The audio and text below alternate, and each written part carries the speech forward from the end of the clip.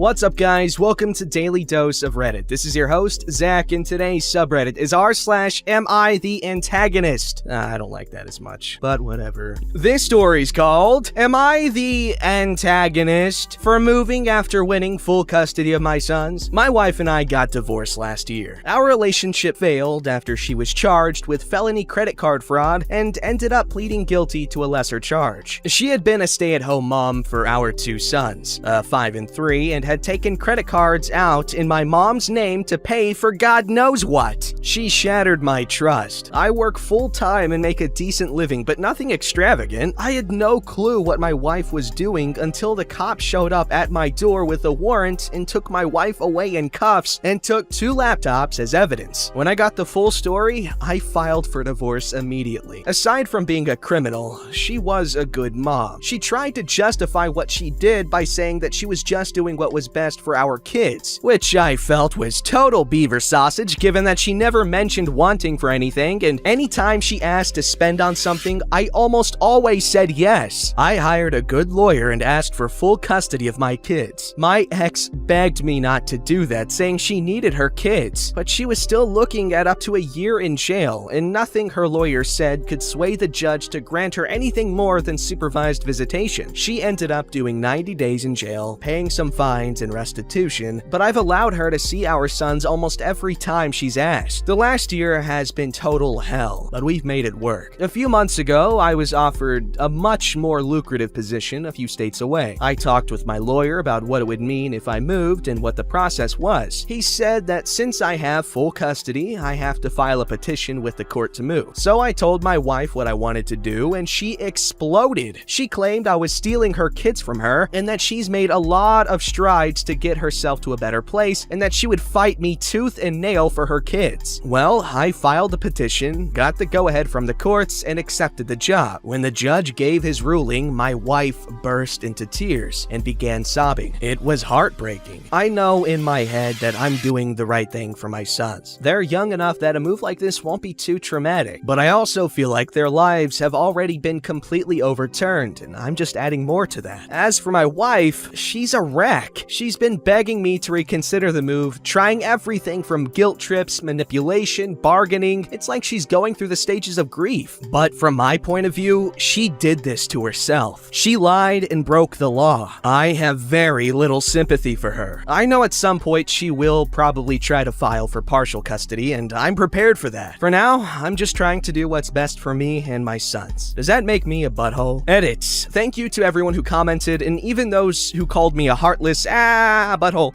for taking my sons away from their mother. This post has given me a lot of perspective, and I appreciate that. A couple of things that I want to clear up that I keep getting asked about that I wasn't able to include in my original post. 1. The area my sons and I live in is a smaller community. Not everyone knows everyone small, but close. The crime my ex committed was news here. It was in the paper. People know about it. I get weird looks when I'm out in public. People have stopped inviting my sons to birthday parties. I don't want my sons to be bullied and teased in school about their mother being a criminal. 2. I am not going to permanently alienate my sons from their mother. I'll make sure they are able to talk and FaceTime with her whenever they want. I'll be the one who makes the drive back and forth for them to see her until she is able to make arrangements to allow her to do so. I'll continue to work with my ex to make sure she is included in things like birthdays and holidays. 3. I know my sons and I will all need therapy from this. There is no good mental health help available where my previous job is. My new job offers on-site childcare, and I'll have access to counseling and therapy for myself and my sons that we would not have access to without moving. The schools near my job are head and shoulders above the ones near my previous job. 4. If my ex gets her life back on track and is able to move closer to us, I'm all for it. If she does the things she needs to do in order to petition for shared custody, I don't intend on fighting her for that. But until she does that, I will not allow her anything more than the supervised visits ruled by the court. I will also not ask for any of the court-ordered child support. We won't need it. 5. To all the people who screamed, "But she's their mother!" Yes, and she always will be. And I remind my sons daily that their mom loves them very much and that she wishes she can be with them like before. I am angry and resentful of my wife, but I work very, very hard to not let any of those feelings impact my son in their relationship with their mom. Alright, it seems like OP here's going at this with a very thoughtful approach. And that's good. We need more fairness in situations like this from both parties. So that's good. All right, this story's called Update! Am I the antagonist for moving after winning full custody of my sons? I got a lot of people asking for an update on the situation, and since a few things have changed, I figured I'd go for it. I did end up taking the new job and moving with my sons. We have been settling into our new lives quite nicely over the last month, and things have been going really well. My sons love the new house. They have made friends with some other kids their age in the neighborhood. My job has been going really well, and I couldn't have hoped for things to go better than they have. I got both of my sons into a great therapy program, and the three of us have also been doing counseling sessions together. My boys have been adjusting amazingly well, and I'm so happy and proud of how they've handled this. We've also made 2 trips back to see their mother since she's still in the process of figuring out what she will be allowed to do in relation to her probation. We've also been doing many video calls a week with her. My sons still don't understand why their mom isn't here with us, but they do seem to grasp that this is going to be their new normal. In comparison with how well myself and my sons are adjusting, my ex is the complete opposite. She is still angry with me and thinks I'm a complete butthole. She's frustrated with the process of going through the courts to be allowed to move. She's frustrated that I'm not willing to drive our sons back to see her as often as she'd like. She feels she's being marginalized in their lives and that I'm pulling them away from her. When she was complaining about all of this during our last visit, I reminded her that all of those things are consequences of her own actions. And she blew up at me, saying I'm kicking her when she's already down and I didn't need to take her sons away from her. I told her how well our sons are doing and how happy they are, and she should be proud of how strong and resilient they've been. She then started begging me to please move back so that she can be closer because she's not sure the courts will allow her to move and the process is taking too long. I told her that wasn't gonna happen, but if there is anything I can do with the court process, that I would be willing to help if I can. I reminded her that I haven't said anything about her not paying the court-ordered child support, but that our boys seem to be in a much better place already and I'm not gonna take that away from them. Every time we have a video call with her, as soon as she says goodbye to our sons, she starts asking me to consider moving back home. I tell her every time that is not happening. I'm not a robot and I do feel bad to see her so desperate and distraught. But when I look at my sons playing and laughing with their new friends, I know I've done the right thing no matter the cost to my ex. Stay strong, buddy. If she can just, figure her crap out, things will get better and she just needs to understand that and just stay strong, man. You got this. Good job. Alright, this story's called Am I the Butthole for Being Upset About My Birthday? I, 21 female, share the exact same birthday with my uncle, October 24th, and because of this, most of my family forgets about my birthday, and those that don't are more concerned with my uncles. It's how it's always been. I never got cake in all my years of living, or a gift in the last 8 years except for one on my 18th birthday for my own mother, but no one else. Not a card, nor a happy birthday message, which would suffice because it's not about the gifts, it's about the principle of remembering I exist, because my family couldn't afford it after the gifts for my uncle. Now, I don't hold it against him because he's the only one who genuinely remembers and gets me a card every year. I'd hoped when I married my husband, then at least I'd have a family, in-laws who'd remember. But now I've come to find out that not one person cares about it, even my husband, because my birthday is shadowed by his niece's October 27th birthday. They're all crowding round her. I don't blame her either, but I got very upset with my husband over this because not only is he trying to plan out the most extravagant gifts to send to her, but when I asked for a card, something so small but really significant to me because I rarely get them, and save the ones I do get forever, he laughed at me and said he needs to save money for the bills. And he's now mad at me for ruining everyone's fun at planning his niece's birthday, and in his own words, putting myself first. I'm actually very saddened by this because now not only do I have one family who forgets or doesn't care, but now I have 2. Why do I even have a birthday? Or why do I keep hoping the next year will be better? Am I the butthole? Thank you guys for the advice and all the well wishes. Sorry I couldn't reply to everyone as it was late at night by the time I saw how this started to blow up. I'm getting a little teary-eyed reading all these this morning, so honestly guys, thank you from the bottom of my heart. Okay, no, okay, wait a minute. How did you ruin the planning for her birthday? Did you make a scene? Because if you made a scene, that's another thing, but it is justifiable given the context of this post. I recommend you let your husband read all this because, he definitely should prioritize your birthday, because this is obviously something that's a big deal to you, and I feel like you would have discussed it with someone you're marrying, or at least you should, because it can suck not getting acknowledged on your birthday.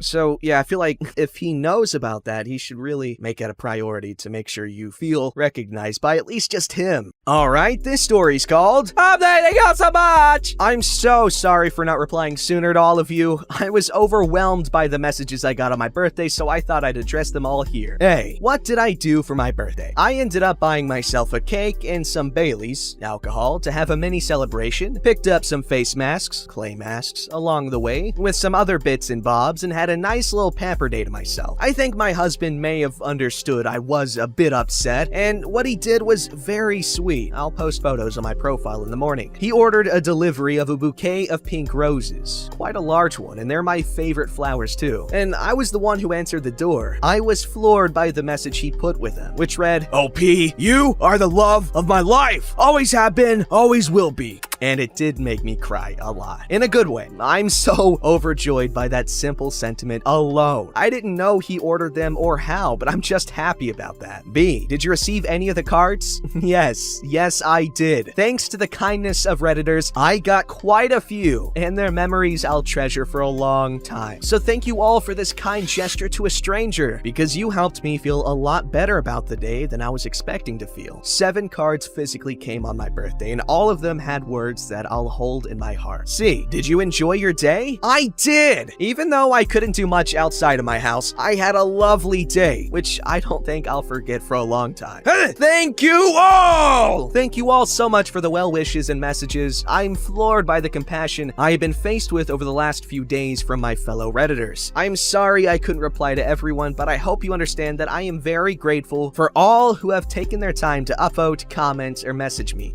May you all have good birthdays and many great memories to last you.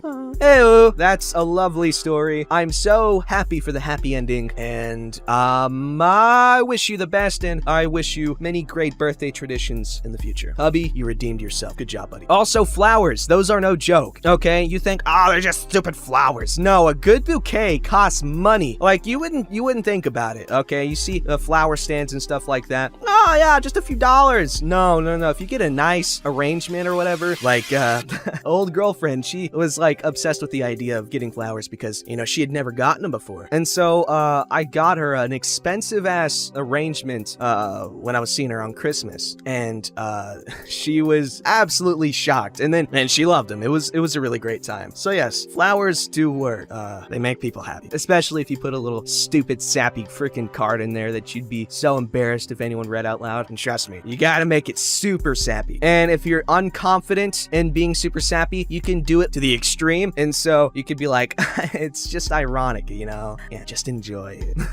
All right, to end things, we've got a doozy. Am I the butthole for not wanting to share my birthday with my dead twin anymore? Oh boy, okay. My 19th birthday is this Friday, and I told my mom and dad I don't want to do anything if we're gonna have the birthday for my twin too. I was an identical twin, and me and my sister were born early, and she died a few hours after we were born. Every single birthday since I was little has also been a birthday for her. We go to her grave and put flowers on it, and every gift has always had both her and my name on it. Mom gets really sad and always cries for a long time, and I've always felt overshadowed on my birthday. The grave visit and flowers and all have always been mandatory, and I was never allowed to have friends over or have a party until after we did it. I want to go to dinner with my boyfriend for my birthday at his house, and then I'm gonna watch movies with my friends. Mom is upset I'm not making the hour-long drive Friday to do the grave ritual and is really sad, and my dad is making me feel guilty since I'm their only living daughter and stuff. I told my mom I don't want to share my birthday with a sister I never even knew, and I'm done sharing with a ghost since this has been my entire life. My parents are really upset, and now I feel really bad, and maybe I should suck it up, but I'm just so sick heck of it. Edit. Okay, so I didn't expect this much attention, so I'll try to answer some questions I've gotten a lot of. First of all, I don't live at home. I live on campus, which is an hour away from my hometown. Second, I don't care if my parents go. They can do whatever they want, just without me. I've hated going to the cemetery since I was like 13 and realized how weird it was. But my parents were very, my health, my rules about going. I don't feel like standing over the grave of a dead baby just to pretend to feel sadder than I do. I know it's hard on my parents, but I just want to have a birthday without being guilted by them. My mom gets quiet and cries a little whenever my sister is brought up, and it's turned up to 100 on my birthday. She died the same day we were born. It sucks seeing her like that. I love my parents, but you can love someone and not like their choices too. Also, I have about 10 unopened messages right now. I won't be reading them. 2 of the ones I got earlier were really mean, and one said I should have died instead, so step off. Not reading any more DMs, don't waste your time. If you're afraid I won't see your opinion in the comments, try getting over it. Oh boy. OP,